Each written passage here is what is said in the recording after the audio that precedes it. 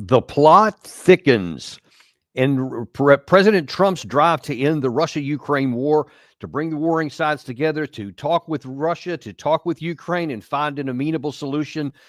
Things have been getting a little bit chaotic, and now they're starting to get a little bit contradictory.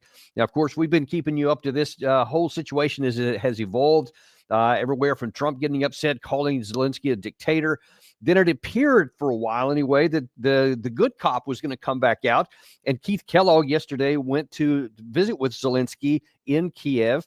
And you see this picture there that was taken yesterday as they had a meeting. And then there was supposed to have been a press conference after that. Well, that press conference was abruptly canceled, and it was being reported that it was canceled because of growing tensions between the U.S. and the Ukraine side. No more evidence was ever provided after that. No one made any other statements.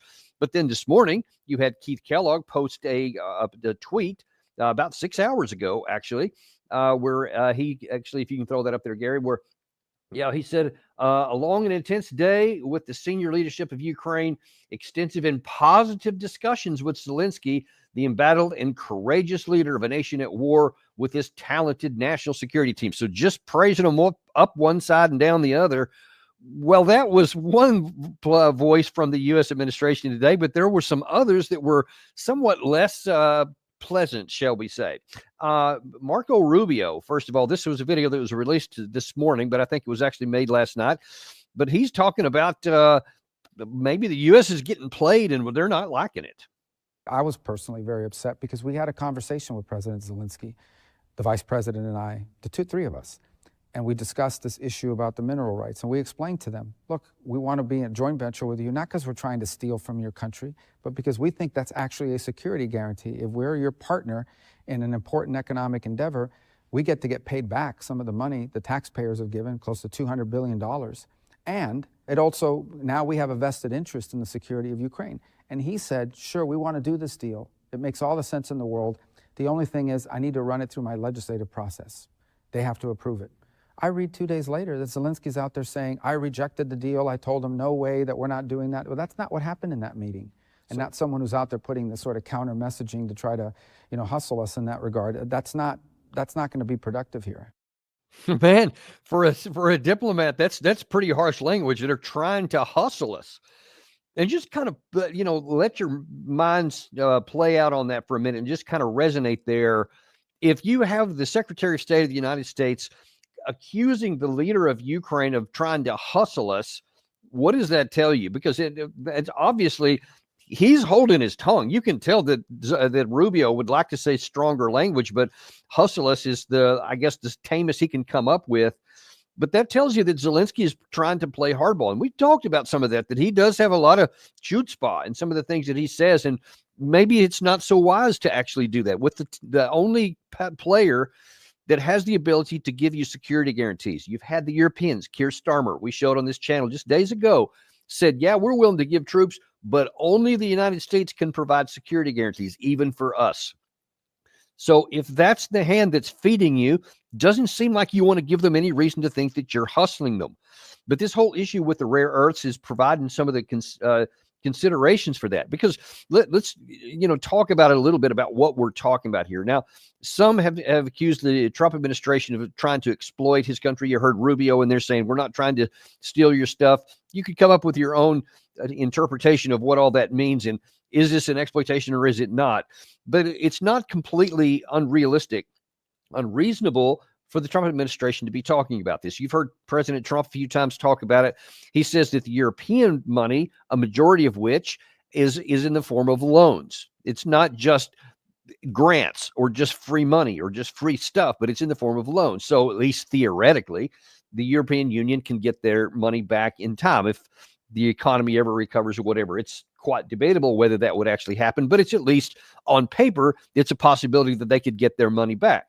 There are almost no such guarantees. Apparently, the U.S. is, I think, maybe given a small amount in loans, might not have even done that because the vast majority was just given to them. And now Trump is saying, hey, we want an opportunity to have a return on our investment as well. And so you had Zelensky himself said many times, hey, this is a really good deal. You heard Rubio there talk about, yes, this is something that I want to do. I'm going to show you in just a second where it wasn't someone's hearsay, someone's word. Zelensky himself was quite emphatic about it. But first of all, I want to show you that's what Rubio said this morning. Well, here's what, in a video released today, here's what Trump said on a radio interview this morning. His cities get demolished as his people get killed, as his soldiers get decimated, where you have old men and young men. You have men that are too old to fight, right, men that are too young to fight. And I've been watching him negotiate with no cards. He has no cards. And you get sick of it. You just get sick of it. And I've had it. And he then made a deal with us for rare earth and things. And who knows what rare earth is worth, but at least it's something. And who knows what it's worth. Secretary of Treasury, a very good guy, actually went there, and they couldn't even come close to getting a deal done. Frankly, I wish he didn't go there, waste all of his time like that. But they couldn't get close. They met, and then when he wanted to get it closed, he was unable to meet him again. But so it was just a wasted trip, a dangerous trip, too. I didn't like it that he was doing it. So you see that Rubio talked about there that in the Munich Security Conference, he and the vice president had talked to Zelensky, had come to a verbal agreement on it. So shortly after that, President Trump sent the Secretary of Commerce, Bissett, to seal the deal and brought with him a document that Zelensky was supposed to sign. Zelensky didn't sign it, and he sent Vincent home empty-handed. That, to Trump's words, I'm sick of it, he said. He also points out Zelensky is trying to negotiate with us, trying to play hardball with the U.S. with no cards. And that's what really one thing that it doesn't appear that Zelensky really understands who he's dealing with now. I mean, I don't know how he couldn't, but I don't know. Perhaps he just got into this mental framework of dealing with the previous president who did get angry a few times, but for the most part allowed Zelensky to say whatever he wanted to do and do large measure what he wanted to do. It was always delayed, but he ended up getting what he wanted. And maybe that was part of what Zelensky is thinking now. Used to, he told President Biden, I want this weapon systems. He said, no, didn't get it. He said, I want this weapon system, blah, blah, blah. Kept saying it. Then finally he would get it. All right, now I want this weapon system. I want long range missiles. I want ATACMS. I want F-16s, et cetera. And every time he's told no. And then finally he ends up getting it, et cetera. Maybe he's thinking that that's just how the American system works. And so he wants to keep going with it. So he agrees to this rare earth deal, but then when the numbers come in and whatever the deal was, and we still don't know for sure what that was, he didn't like it, so he thinks he's going to play hardball to say no, so that he thinks he's going to get it later. Maybe that would have worked with President Biden. Could well have. But this isn't President Biden, and he should be crystal clear on that at this point. And to have President Trump, after he's already called Zelensky a dictator without an election, then you have to say, maybe I should try a different track. But so far, Zelensky hasn't been willing to do that. And in fact, let's look. So I told you a second ago that Zelensky himself had said this. You saw the Rubio talk about that before. Here is Zelensky earlier this month, I think it was on February the 8th, where he publicly claimed, yeah, I'm looking for a deal. These deposits are priceless. It is huge amounts of money. Huge. That is why we need to protect it. So if we are talking about a deal, that's what the Americans want, then let's do a deal. We are only for it. Let's do the deal. Let's do the deal, he keeps saying. Let's do the deal. He said it many times, and it was in public. It was on some of his other videos. It was on a lot of the articles that were coming out. And so at that point, you're thinking, okay, he has paid attention. He's read Trump's Art of the Deal, or somebody on his staff probably has, because he's trying to talk Trump's language, and he succeeded. He was talking Trump's language, so Trump said, okay, cool. Yeah, let's do a deal. And then now he's trying to play hardball and trying to negotiate and change the terms of the deal. But you see that after Secretary Bissett was sent, as you heard Trump say a second ago, all of a sudden Zelensky just says, yeah, reject it, throw it out the window. I think he was trying to probably play hardball and say, Yeah, we're not going to give. I think 50% of the rare earths is what reportedly was on the request list. And maybe he says, now we're not going to do 50%. We'll do something else. Who knows what number he may have thrown out there. But whatever it was, he didn't like it. So now he's trying to play hardball, thinking, okay, Trump likes the negotiation. Well, let me show him some negotiation. Here's the thing. If you're going to play, if you actually read the art of the deal, you'll see that Trump talks a lot about leverage and about negotiating a hard deal. And if you've ever read anything about Trump's time in business before he ran for the presidency, you'll see he always drives a hard bargain. And so to think that you're going to out-Trump Trump and say, I'm going to hold out for a hard bargain when you don't have the leverage, you don't have the cards, as President Trump pointed out there. So it doesn't seem like it would have been a really wise thing to try and go back on what you've agreed to after Trump sends his primary economic emissary over there to seal the deal, and you send him back empty-handed. That is an insult directly to Trump personally, which obviously he didn't take very well. And you heard him say, you know, I'm sick of it. I've had it with Zelensky. Trump is not one that forgives easily, never forgets anything here. So I dare say that if he thinks that he's going to get a better deal than the 50% that was offered, he's probably mistaken. And if he was mistaken, if he was unclear on that, National Security Advisor Mike Waltz tried to remedy it. How are we going to get Zelensky, President Zelensky, to cooperate? Yeah. Well, so first, and this is the part that the media just wants to ignore, it was Zelensky last September, as part of his victory plan, it was Zelensky that proposed, hey, let's go into a partnership together. Right. If the United States will invest in us, we have aluminum, we have gallium, we have tritium, we have all of these rare earth minerals that the modern economy needs. A lot of them are not fully developed. They need investment. President Trump's a deal maker. And so now President Trump proposes the deal, right, and sent our Treasury Secretary all the way out to Kyiv to propose it, and then we get this rhetoric in the media. Well, look, here's the bottom line. President Zelensky is going to sign that deal. And you will see that in the very short term. Well, maybe that message is getting through, because in the very short term, there's now news out right now that maybe Zelensky is reconsidering. U.S. and Ukraine discussed, quote, improved minerals deal after Trump rages at Zelensky. So, I mean, look at that picture even right there. Just look at the body language of Zelensky back there. It's just, it looks like message received from someone who has no cards and has explained that they have no cards. And you can just imagine the things that may have been going on behind the scenes of, dude, you realize we can just walk. We can say, hey, you've been intransigent. You don't want to do this. Okay, that's your war. You want to fight it? Cool. You want to talk to the European Union to get them to provide everything that you need and put your security and your physical life in their hands? Have at it. I'm not saying that is what happened. I don't have any insight whatsoever into what was happening, but based on the body language there and what happened afterwards, that's certainly a possible thing that may have been said. And Zelensky really does need to adhere to this. And you know, it's not like we're talking about, all right, there's $5 trillion in the bank of Ukraine, in the vaults, in the buried deep underneath Kiev or something like that. These are theoretical riches.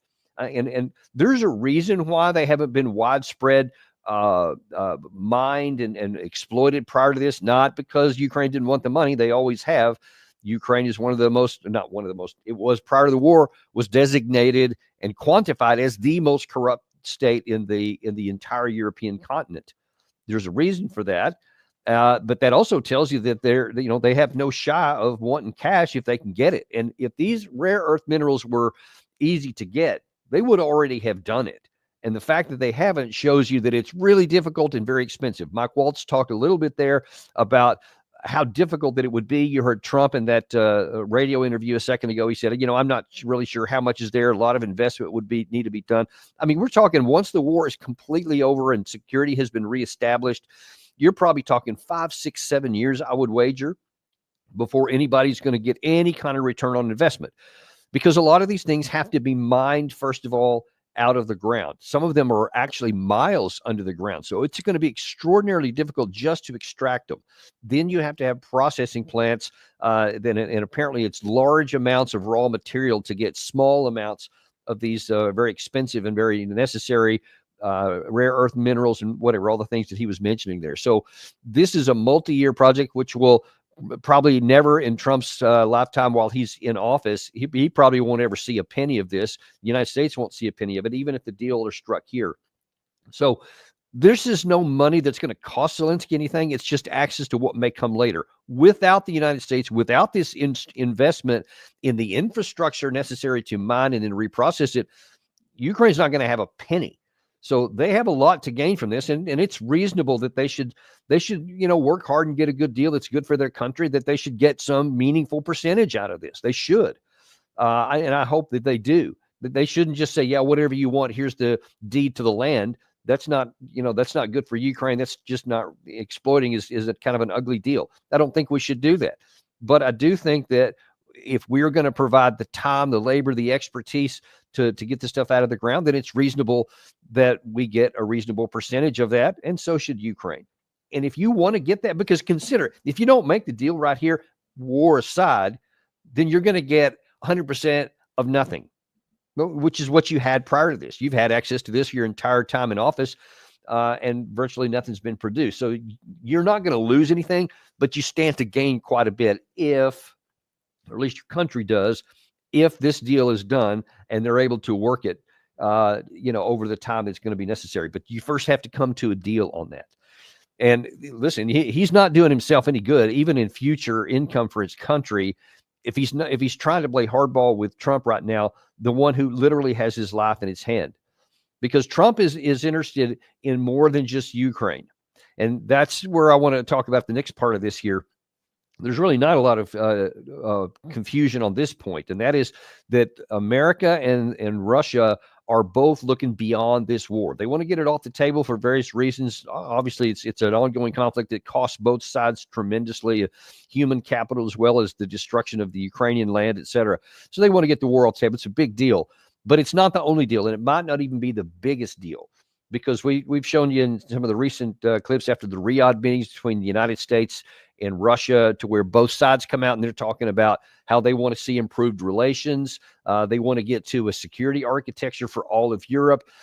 They want to talk about economic deals, things to move things back on a diplomatic front, so where they have normal engagement so that issues can be worked through, and that some relative calm can be brought back into the situation.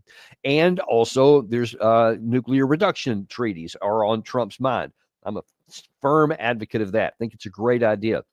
But Rubio was asking that same interview on this topic here about when will there be a Trump-Putin meeting?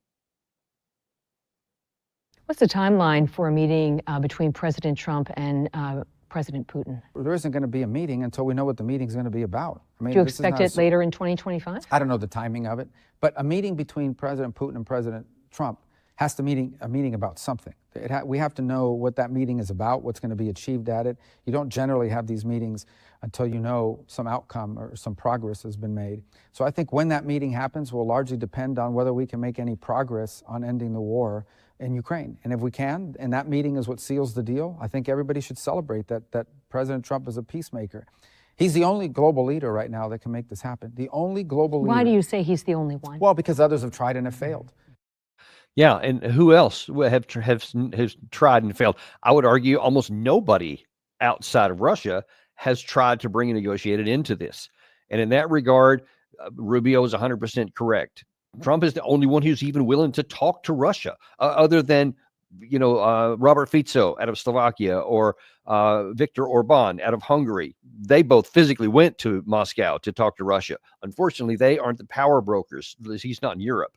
They're members and they have influence, but you saw they were excoriated for doing it. And so those that do have the power in Europe, you're talking about France, UK, Germany, Italy to a certain extent. Where were they? Well, they were about, let's keep pouring on the weapons. Let's keep pouring in the ammo. Let's keep supporting Ukraine for as long as it takes. And of course, that was the the song and dance that was sang in Washington with President Biden throughout his entire 3 years that he was basically involved while during this war was going on. So we never would talk to Russia. We never even sought a negotiated settlement, rejected every possibility that there was. Many times there were negotiations. We always either didn't support them or outright sabotaged them so that they wouldn't happen, so that we continue on with the war. So now here comes Trump, and he's talking about, yes, we do want to talk. Obviously, he's now in the process of that. He's putting actions to his words.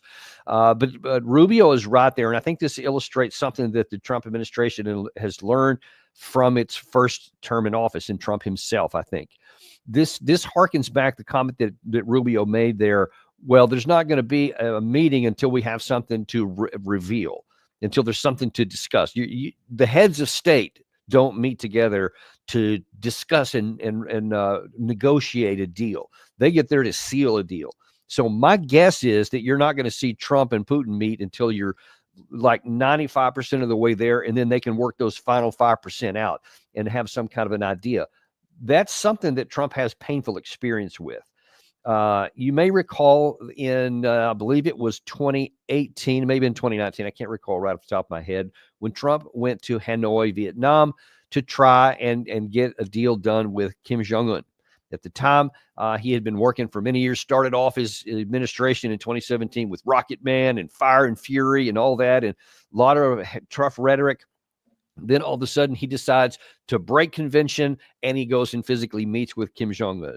Virtually nobody had done that in the United States. Nobody would have even thought about it.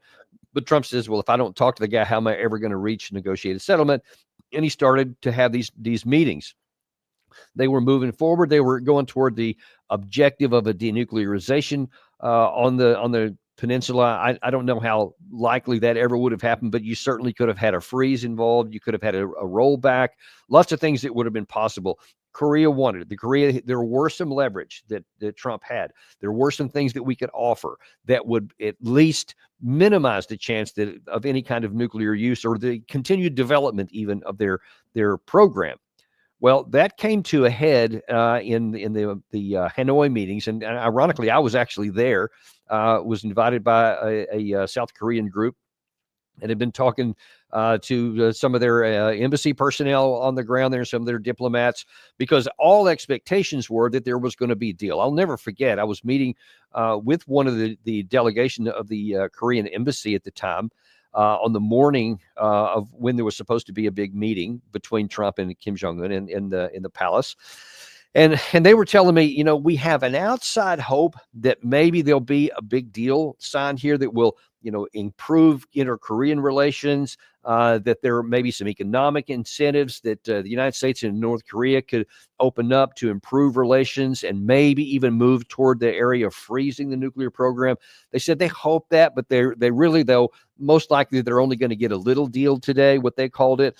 But that's fine. That's cool, because then that just moves to the next one. And then maybe in 6 months, we'll have another summit, maybe this time with the South Korean and the North Korean leader all together, et cetera. And then all of a sudden, everyone was shocked. I won't forget this. I was in the media center, and I see up on the screens that all of a sudden you see cars going by, and there's, like breaking news on the banner. And I was looking up at the screen, and you could see everybody stopped what they were doing, and everybody's looking up at this big screen TV. And all of a sudden, Trump's leaving the palace way ahead of what he was supposed to. It was supposed to have been a press conference and then a dinner and some other stuff. And all of a sudden, here's Trump leaving. And everybody's going, wow, what's going on? Well, as it turned out, John Bolton was the national security advisor for Trump at the time and talked Trump into walking away from the deal. So Kim Jong-un had thought the same thing that nearly anyone would. Heads of state don't meet unless they're going to have some kind of an agreement of some sort. So he had, because he's afraid of flying, he had actually taken a train from North Korea through China all the way up to Vietnam, et cetera. And as we found out later, was absolutely livid because he felt like he had been duped. And it turns out that Trump was also, in my view, he was duped by John Bolton, who convinced him to walk away from the deal because he said, ask for, if probably this was in the realm of possibility, something that Trump could have asked Kim Jong-un to do, Bolton had convinced him to ask for something that's way beyond that. There's no way he was going to agree to. And when Kim Jong-un didn't agree to it, then said, okay, that's it, fine, we're going to walk. And then even the little deal that was on the table was lost all of the momentum was just absolutely destroyed, and everything got set back and everything got frozen for a long time. And then it ended up going south. And then when, of course, Biden came in, he took no action on that at all. I think that Trump is going to learn from that situation and say, all right, we're not going to get together at the head of state unless I can come out with a win and can come back and say, here's something that we have. Because he took a lot of heat for what happened in Vietnam. Because Bolton's claiming, no, we'll play hardball with them and then we'll come out with a better deal. And of course, they get no deal. It was actually worse than it was going in, never regained that. And I don't think Trump wants to repeat that. So they're not going to meet until they have something to sign on there. Now, the question is, what's going to be the parameters of what's going to be signed here? Now, I told you that earlier that Trump had said of Zelensky's trying to negotiate and he has no cards, and he had disdain for him like that. Well, the question is, what is Putin going to be wanting here? And what kind of cards does who have? And here was Putin a couple of days ago talking about he had said 100 times he is 100% ready to have negotiations. As for other participants, first of all, Russia has never refused contact with Europeans. Russia has never rejected the negotiation process with Ukraine, never. It was our so-called partners in those negotiations who refused. The Europeans cut off contact with Russia, while the Ukrainian side prohibited itself from engaging in negotiations and withdrew from the Istanbul negotiation process, openly and publicly announcing it. Well, we are not forcing anything on anyone. We are ready. I've said this 100 times. If they want to negotiate, they're welcome to do so, and we will be ready to return to the negotiating table. Okay, so he's ready to negotiate, but the question is, what's he going to negotiate? Because he said some things before that, which I think are really instructive, that I hope everybody in the Trump world is paying a lot of attention to, because I think it's really important, and I think it's a signal coming from Moscow, is that he was talking about the history of some of these negotiations, specifically the Istanbul Agreement. He may also have had in mind the December 2021 deal, treaty, which Russia offered, which was summarily rejected. The conversations that we know that he had with NATO, that Stoltenberg talked about with disdain, that were completely rejected. So Putin has said, we've been willing to negotiate from the beginning, literally from before, during, and throughout this war. They've been willing to negotiate, so we still remain to do so. It's been the Europeans who have been unwilling to talk to him, minus Fico and Orban. And Zelensky, who actually passed a law that he won't talk to Russia as long as Vladimir Putin's in power. So those are the things that are going on there. But the fact that he said that we're remembering these deals before means there's going to have to be a good deal on the table, and he's going to have to be convinced that it's going to work, because if he's not, he does have all the cards here. And I like what one of our viewers here said a minute ago. It said Putin actually has a straight flush. And I think that's probably pretty accurate description of what he has here. And he's asking for a lot. The June 14 lines that he mentioned several times from last summer are still the minimum standard that they'll even talk about. And that is all four of the administrative borders of the four oblasts: Luhansk, Donetsk, Kherson, and Zaporizhia. No non-aligned status, no NATO declared inside Russia, declared that the Ukraine will never be in NATO. And then however he defines demilitarization and denazification. And it's uncertain what that's going to mean, but Putin has clearly said they'll talk to Zelensky, they'll even negotiate with him, but they're not going to sign a deal until somebody has emerged as an actual elected leader in Ukraine. They said maybe as far as October of this year. That's some of the early signs here. So those are the things that that Putin says are basically his entry-level points. And the question is going to be, can Trump agree to that? Because it could potentially cost him if he's coming out as seen as just handing over to Putin everything that he wants, which of course he's already being accused of. But here's the thing that gives me a little bit of optimism, is because Trump seems to be very aware of that. Here he was on Air Force One a couple of nights ago, in contrast to talking about how aggravated he was at Zelensky for not negotiating because he doesn't have any cards. Trump said this about himself. I think the Russians want to see the war end, and I really do. But I think they have the cards a little bit because, they've taken a lot of territory, so they have the cards. And that's really a pretty amazing admission, because you have Trump on the one hand denigrating this leader who has no cards, who's trying to play hardball with him. And then you have Trump, who obviously loves to win and hates to lose, openly admitting we don't have the cards here. The Russians do. And that's right. In comparative terms, I mean, they have a straight flush. So why would you want to risk a lot when you know that the other guy's got the cards and you don't have them? I mean, I think that quite unlike the situation with Kim Jong-un in North Korea, at that time, the two sides were closer to an even. In fact, I would even argue that the United States had the upper hand in that. If we wanted a deal, we were going to have to give something to get something, but we were still in the superior position. But this time, the roles are not that in terms of the Ukraine war. And so since Trump wants more than just the end of the war, that is one of the few places where he does have some cards and he does have some leverage. Russia is interested in nuclear limitation treaties. Putin has said so himself. They're interested in having normalized relations. They're interested in having security guarantees that everybody can live with, that their security is guaranteed and so is everybody else's. So those are things that Russia wants, where President Trump does have some leverage. So there is room to negotiate on a lot of these issues, but it's not going to be very much on the Ukraine war itself. On that regard, there is almost no leverage. Kiev has no leverage at all. None, not even a little bit, frankly.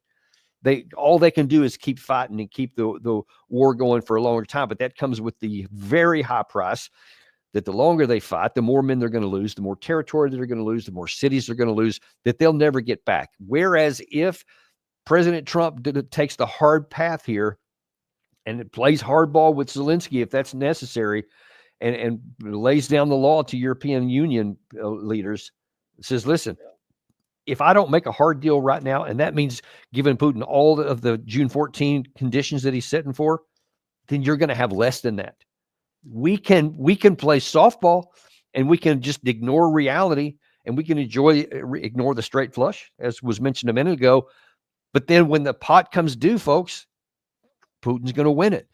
And he'll win it either by you folding and saying, all right, that's the deal right now, June 14 line, or you can keep playing. He'll just keep calling you, keep up in the ante, keep up in the calls and the C's and the raises, etc. And you're still going to lose. You're going to lose in any way here, but you can either lose now or you can lose at a much higher cost later.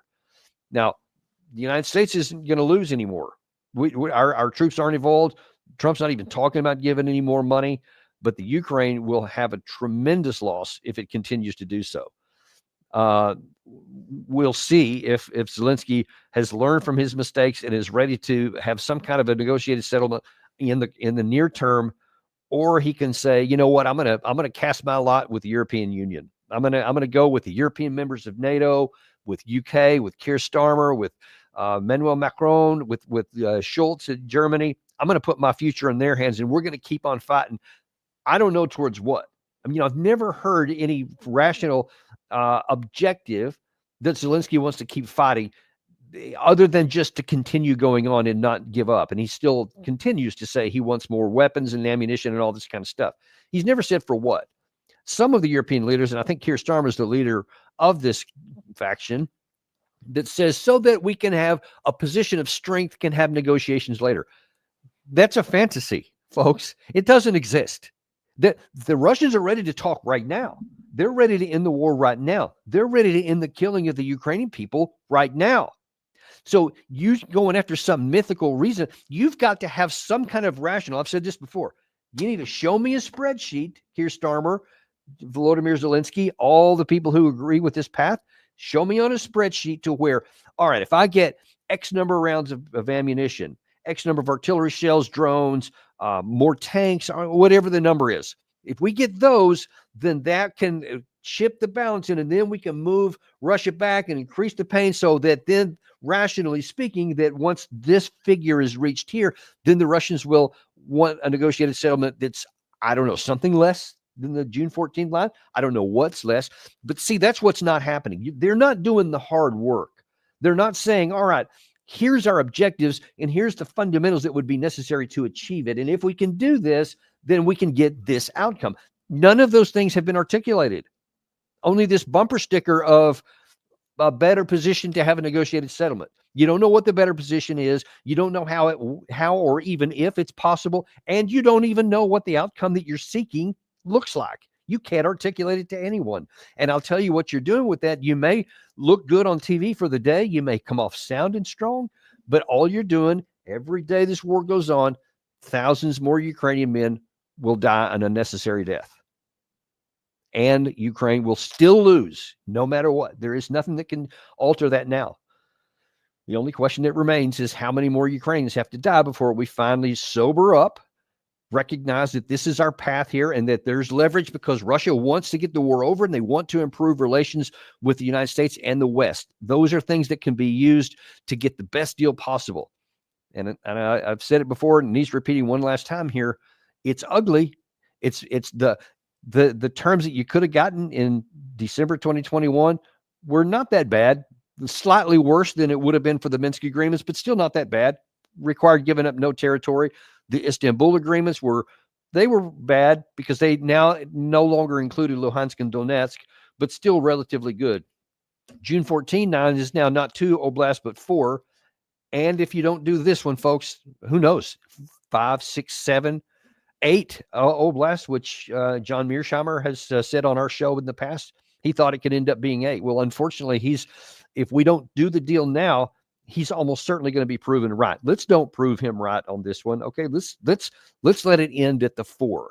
And I hope that the President Trump sticks to his guns because he's probably the one guy that can actually make this happen because he appears to be willing to take the heat that will come from him agreeing with that with the Russians. And he'll take so much heat for it now. People will say appeasement and all this other kind of stuff. You can be guaranteed of that. But history will be good and show well. And the great thing is that people can say whatever they want about Trump all day long, but hundreds of thousands of Ukraine will still be alive to hear the complaints. That's the part that I'm out for and why I hope that he continues on so that the dying can truly stop. Well, that's our show for today. Thank you very much for joining with us. We always value. Be sure and like and subscribe if you haven't done it. And we will see you tomorrow on Daniel Davis Deep Dive.